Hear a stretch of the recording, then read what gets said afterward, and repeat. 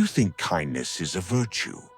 You were taught that cooperation builds relationships, that forgiveness means maturity. And you believe these things because no one ever told you the second half of the lesson. Kindness without consequence is not virtue. It is permission. Cooperation without boundaries is not generosity. It is a transaction where you pay and they collect. Forgiveness without leverage is not maturity. It is a pattern that trains people to hurt you again. When someone takes advantage of you once, do you speak? Or do you stay silent and hope they notice your sacrifice? When they do it twice, do you hold the line? Or do you fold again because confrontation feels ugly and you were raised to keep the peace?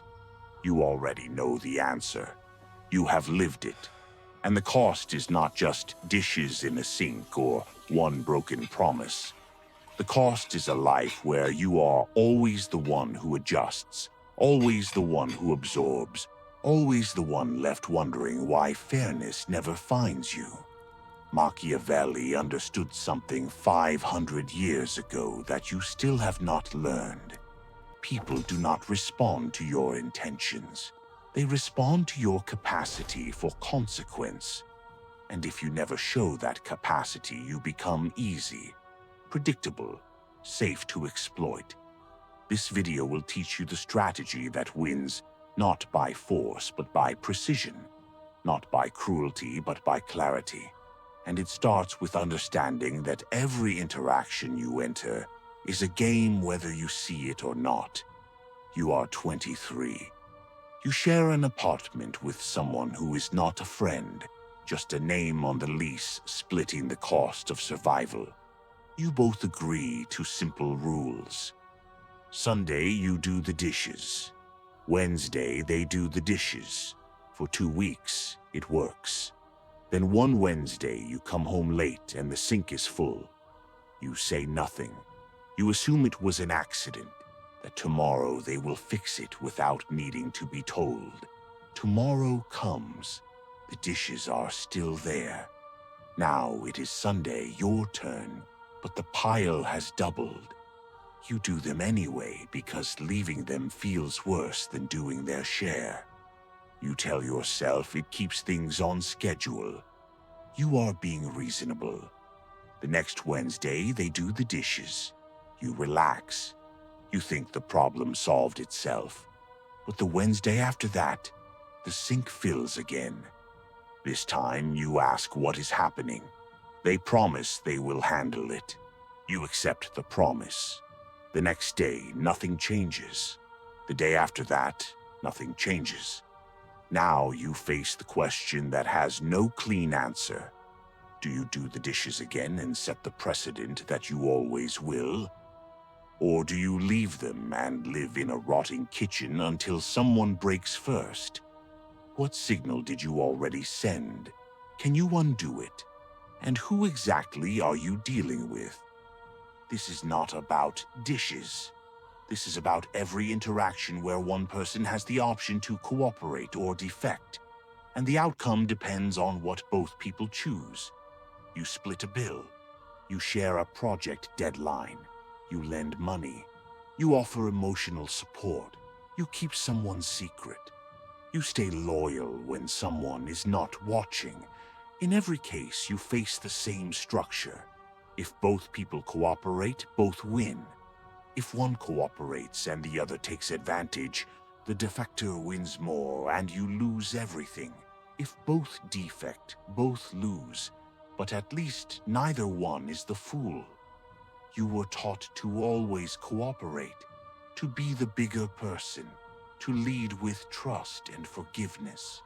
And because of that teaching, you have spent your life hemorrhaging power to people who learn the opposite lesson. They learned that the world is not a fairness machine. It is a system of incentives. And if exploiting you has no cost, they will exploit you until you stop them or until there is nothing left to take. The problem is not that people are evil. The problem is that people are rational. and you have made it rational to use you. You have been in relationships where you gave more, stayed longer, forgave faster, and the other person felt no pressure to match you because you never made them feel pressure. You have been in work environments where you covered for people, took on extra weight, and smiled while doing it. And your reward was more work with no more pay, because why would they stop when you keep saying yes? You have been in friendships where you listened, showed up, remembered, and they forgot you the moment someone more useful walked into the room because you never made yourself expensive to lose. And now you are here wondering why the pattern never breaks. The answer is simple. You have been playing cooperatively in a non-cooperative world, and every time you choose cooperation without requiring it in return, you make yourself smaller, easier, forgettable. You are not losing because you are weak. You are losing because you are playing by rules that no one else is following. And Machiavelli wrote the manual on how to stop. Niccolò Machiavelli spent his life studying power. Not the fantasy version taught in classrooms, but the mechanics of how it actually moves between people. He watched rulers rise and collapse. He saw wars start over perception and end over fear. He understood that human nature does not change, only the costumes it wears. And his conclusion was brutal and simple. People respect what they fear to lose. They cooperate when defection has consequences, and they judge you not by your heart, but by what you can and will do when tested. He wrote that it is better to be feared than loved if you cannot be both, because love is fragile and fear is reliable. He wrote that appearing virtuous matters more than being virtuous, because people respond to what they see, not what is true. And he wrote that a leader who refuses to be ruthless when the situation demands, it will be destroyed by those who have no such hesitation. These are not instructions for cruelty. These are observations about incentives. If your kindness has no teeth, it becomes weakness. If your forgiveness has no limit, it becomes permission. If your cooperation has no boundary, it becomes exploitation. In this video, you will see 8 Machiavellian frameworks that show you how to handle competitive interactions without becoming a villain, but also without becoming a victim. These are principles that have been tested not in theory, but in tournaments designed to find the optimal strategy for repeated conflict and cooperation. And the answer that emerged is not what most people expect. The winning strategy is not to be ruthless all the time. It is to be ruthlessly precise about when to cooperate and when to retaliate. It is to be clear, consistent, and impossible to exploit. It is to mirror the world you are in, not the world you wish existed. You are going to learn how to protect yourself, how to create consequences, and how to stop letting people treat your boundaries like suggestions. And you are going to do this without becoming cruel, because cruelty is inefficient. You are going to do this by becoming legible, predictable in your standards, surgical in your responses, and expensive to cross. This is not about manipulation. This is about making the cost of exploiting you higher than the benefit. And that shift alone will change every game you play for the rest of your life. Number 1. Calculated initiation. The first move in any repeated interaction determines the tone of everything that follows. If you open with suspicion, you create distance and distrust before anything has happened. If you open with blind trust, you signal that you can be tested without consequence. Machiavelli understood that the appearance of good faith is a weapon when used correctly. It lowers the other person's guard. It makes them reveal their nature before you commit fully. And it gives you moral cover to retaliate if they defect first. In the tournaments that tested thousands of strategies, the approaches that started with cooperation consistently outperformed those that started with defection. Why? Because cooperation creates the possibility of mutual benefit, and when both parties benefit, the game continues. When you defect first, you force the other person into defense, and the interaction becomes a race to the bottom where both sides lose. But cooperation is not weakness. It is bait. You are testing whether the other person knows how to play long-term or whether they are still thinking in short-term theft. Here is the contrast. You start a business partnership.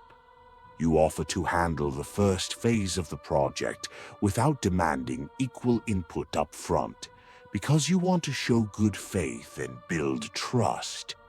The other person sees this and does nothing. You handle the second phase. They still contribute nothing. By the time you realize the imbalance, you have done most of the work, and they have learned they can take without giving. You opened with trust, and trust was interpreted as permission. Now the same scenario with precision.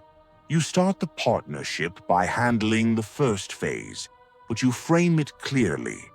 You say, "I am covering this part to get us moving. You will handle the next part." No ambiguity, no softness, just a clear exchange. If they follow through, you continue cooperating. If they do not, you stop immediately. You do not over-explain. You do not beg for fairness. You simply withdraw your effort and let them experience the cost of defection. The message is sent without words. Cooperation is available, but only to those who return it. The instruction is this: always begin with cooperation, but state the terms clearly. Do not assume people understand fairness. Spell it out. And the moment someone defects, do not absorb it quietly. Respond with an equal withdrawal. One defection equals one consequence. Not rage, not drama, just a mirror. Number 2, the retaliation threshold. Forgiveness without retaliation is not mercy, it is encouragement. Machiavelli wrote that cruelty used well is cruelty applied once, sharply, to prevent greater harm later. If you forgive a defection without consequence, you teach the defector that defection is safe. And once that lesson is learned, they will defect again. Not because they are evil, but because you made it rational. You removed the cost, and behavior that has no cost will repeat until the cost appears. The winning strategy in every tournament retaliated immediately when the opponent defected. Not 2 rounds later, not after thinking it over. Immediately. The speed of the consequence is what makes it effective. If you wait, the defector interprets your delay as weakness or confusion. If you respond instantly, they interpret it as a system. And systems are not emotional. They are predictable. That predictability creates respect, and respect creates caution. Watch this pattern play out. Someone borrows money from you and does not pay it back on time. You say nothing because you do not want to seem petty or ruin the relationship. A month passes, then 2 months. Eventually, you bring it up softly, apologizing for even mentioning it. They apologize, promise to pay you soon, and do not. You have now taught them that stealing from you has no cost. The friendship continues, but you are no longer equal. You are the one who gives, and they are the one who takes. Here is the shift. The same person borrows money. You agree with the clear timeline. The deadline passes. You reach out immediately, not with anger, but with clarity. You said you would return this by this date. That did not happen. I need it by this day, or we will not do this again. No softness, no apology, just the boundary and the consequence. If they pay, the relationship continues. If they do not, you stop lending, stop covering, stop offering, and the cost of their defection is the loss of your resource. They feel it, and they adjust. The instruction is simple. The moment someone defects, retaliate with an equal response. If they waste your time, stop giving them access to it. If they break a promise, stop offering trust. If they disrespect a boundary, remove the privilege that boundary was protecting. Do not explain yourself in circles. Just act. Let the consequence teach the lesson your words never could. Number 3, strategic forgiveness. Retaliation alone will destroy you. If you hold grudges forever, you eliminate the possibility of future cooperation. And future cooperation is where long-term value lives. Machiavelli did not advise endless punishment. He advised proportional consequence, followed by the restoration of order. The goal is not revenge. The goal is correction. And once correction happens, you must be willing to return to cooperation, or you trap yourself in a cycle of mutual destruction. The tournaments proved this. Strategies that retaliated but never forgave eventually ended up in permanent conflict with every opponent. Both sides defected endlessly, and both sides lost. The strategies that retaliated once and then returned to cooperation the moment the opponent cooperated again were the ones that accumulated the most points over time. Why? Because they did not waste energy on punishment after the lesson was learned. They moved forward, and moving forward is always more profitable than staying locked in combat. You see this in work environments. Someone takes credit for your idea in a meeting. You pull back. You stop collaborating with them. They notice the shift and they start giving you credit in the next meeting. If you stay cold, you make an enemy. If you acknowledge the change and return to cooperation, you create a functioning relationship built on respect rather than resentment. They learned the cost. You demonstrated the boundary. Now you can both move forward without wasting energy on hostility. Here is the difference. Your roommate finally does the dishes after 2 weeks of you refusing to cover for them. If you stay angry, if you keep bringing up their failure, if you treat every future interaction as contaminated by their past defection, you turn the apartment into a war zone. Both of you lose. But if you acknowledge that they corrected their behavior and return to the normal schedule without comment, you send a different message. Defection has a cost, but cooperation is still available. You are not interested in punishing forever. You are interested in fairness. The instruction is this. After you retaliate and the other person returns to cooperation, forgive immediately, not emotionally, strategically. Do not hold past mistakes over them. Reset the board. Give them the chance to prove the lesson stuck. If they defect again, retaliate again. But do not carry grudges into moments that no longer require them. Grudges are expensive. Precision is free. Number 4, behavioral clarity. Machiavelli wrote that people fear what they do not understand, and they manipulate what seems weak. If your standards are unclear, people will test them.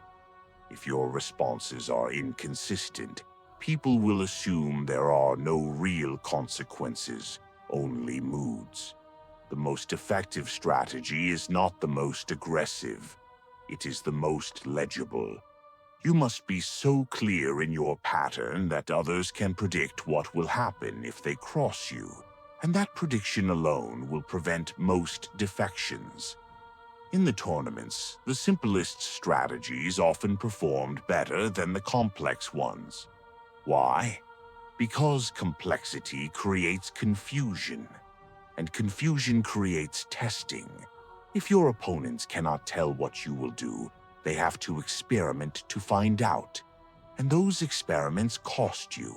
But if your pattern is obvious, if you always cooperate until defection and always retaliate once before forgiving, people stop testing. They know the outcome, and knowing the outcome makes cooperation the rational choice. This shows up everywhere. You have a friend who always cancels plans last minute.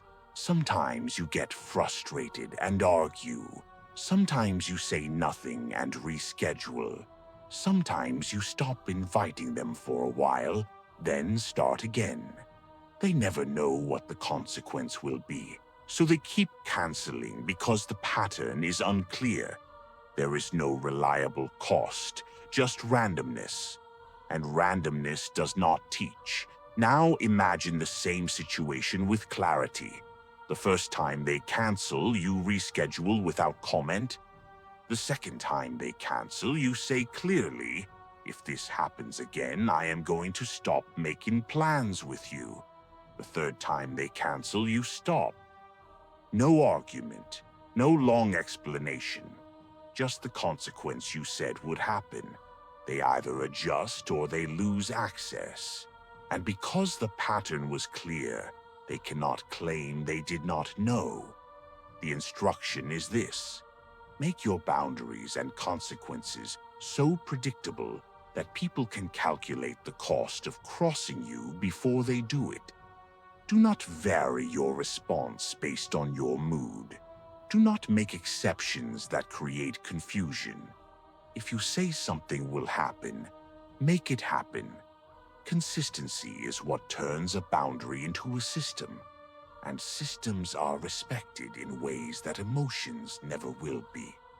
Number 5, controlled exposure. You do not owe anyone an explanation for your decisions. Machiavelli understood that the more you reveal, the more you give people to use against you. Every time you over-explain, every time you justify, every time you try to make someone understand why you did what you did, you hand them leverage. You show them which pressure points hurt. You teach them which arguments break you down. And in competitive interactions, that information will be used. The winning strategy does not argue. It does not defend. It simply acts and allows the action to speak. If you retaliate and then spend 10 minutes explaining why you had to, you weaken the retaliation. The explanation sounds like doubt, like guilt, like you need their approval to enforce your own boundary. But if you retaliate and say nothing, or say only the minimum, the retaliation stands on its own.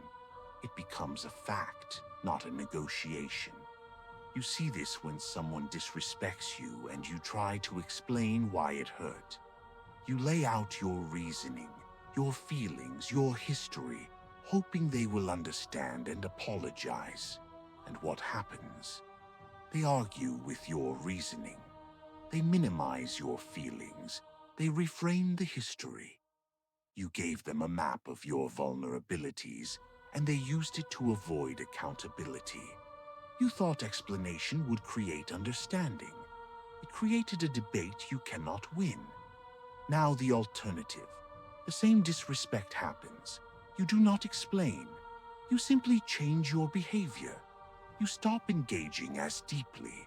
You stop offering as much time. You stop being available in the same way. They notice. They ask what is wrong. You say calmly, "I did not like how that situation was handled." That is all. No essay. No emotional breakdown. Just the fact and the consequence. If they want to repair it, they will. If they do not, you have already adjusted. The instruction is clear. Stop over-explaining your boundaries and decisions. When you enforce a consequence, do it and move on. If someone asks why, give the shortest true answer and nothing more. You do not need their agreement. You do not need them to validate your perspective. You need them to experience the result of their behavior and decide whether it is worth repeating. Number 6, the defection cost. Every interaction has a hidden economy. You invest time, energy, trust, and resources. The other person does the same. When both invest fairly, both profit. But when one person invests and the other extracts without returning, the economy collapses. Machiavelli would say the one who extracts without consequence will continue extracting until the source runs dry. Your job is not to beg for fairness. Your job is to make extraction more expensive than cooperation. This is where most people fail. They keep giving to people who take, hoping the generosity will be noticed and returned. It will not. Generosity without limits is not seen as kindness. It is seen as availability, and available resources get used until they are gone. The only way to stop this is to create scarcity, to make your time, your attention, your help, and your presence conditional on reciprocal investment. You do not have to be cruel. You just have to be unavailable to people who do not value what you offer. The contrast is sharp. You have a coworker who constantly asks for help with their tasks, but never offers to help with yours. You say yes every time because you want to be a team player. Over months, you realize you are doing significant portions of their job while yours suffers. You feel resentful, but you never say no because saying no feels selfish. Meanwhile, they have learned that you are an infinite resource. There is no cost to using you, so they keep using you. The shift is surgical. The next time they ask for help, you say, "I have my own deadlines right now. I cannot take this on." No apology, no guilt, just the truth. If they offer to help you with something in return, you accept, and the dynamic becomes balanced. If they do not, you stop being available. They either adjust their behavior or they lose access to your labor. And the moment they lose access, they feel the cost. That cost is what changes behavior, not your kindness, not your patience, the absence of what they took for granted. The instruction is direct. Identify who in your life extracts without returning. Stop giving to them. Do not announce it. Do not make a speech. Just become less available. Let them feel the cost of imbalance. If they adjust, cooperate again. If they do not, let the relationship fade. You are not here to subsidize people who do not value you. Number 7, perception management. Machiavelli wrote that it is more important to seem virtuous than to be virtuous, because most people judge what they see, not what is real. That does not tell you to be fake. It tells you to treat your reputation as a tool. If people believe you are easy to use, they will use you. If they believe you are costly to cross, they will cooperate. You do not need cruelty to be seen as strong. You need consistency. When you enforce boundaries without drama, people read that as strength. When you retaliate once and forgive once, they read that as fairness with teeth. Once that pattern is clear, people test you less because they already know the outcome. The failure pattern is simple. You are kind, patient, and forgiving in every interaction. You never create consequences. Over time, people decide you are soft, not because you lack strength, but because you never display it. That perception invites tests and exploitation. The corrected pattern keeps your kindness but adds consequence. The first time someone crosses a line, you respond quickly and clearly. You do not yell or threaten. You enforce the boundary with calm precision. Your reputation then works for you. People cooperate not out of love, but out of respect for the system you represent. If you want to be seen as a person with boundaries, enforce them. If you want to be seen as fair, cooperate with those who cooperate and retaliate when they do not. Do not waste energy trying to control thoughts. Control experiences. Experience shapes perception. Perception shapes behavior. Machiavelli understood the long game. Power is not built in single moments, but across years of small, consistent decisions. Each boundary you enforce raises your value. Each retaliation against defection raises the price of crossing you. Each time you forgive after real correction, you show that you seek fairness, not endless war. These patterns grow into a reputation that is hard to exploit